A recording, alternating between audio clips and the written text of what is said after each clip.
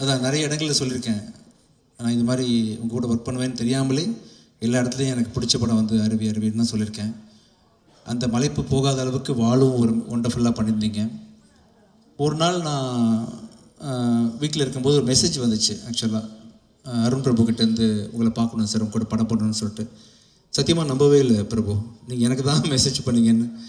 விஜய் தேவரகொண்டா சில இன்டர்வியூவில் சொல்லியிருக்காரு, மச்சான் வா படம் பண்ணலாம் அப்படின்னு கேட்கும்போது, இல்லை மச்சான் நான் வரேன் மச்சான்னு சொல்லியிருப்பீங்க.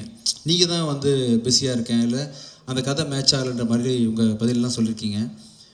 ஒருவேளை விஜய் தேவரகொண்டா அவருக்கு போடுற மெசேஜ் எனக்கு தெரியாமல் போட்டிங்களோன்னு நினச்சி பார்த்தேன். அப்புறம் நீங்கள் நேரில் வந்து பார்க்கும்போது கூட நீங்கள் கதை சொன்ன விதம், பர்சனாலிட்டி எல்லாத்தையுமே வந்து ரொம்ப மலைச்சு தான் பார்த்துட்டு இருந்தேன். நீங்கள் வர்றதுக்கு முன்னாடியே வந்து இந்த படத்தை பண்ணிடணுன்ற முடிவோடு தான் மீட் பண்ணேன்.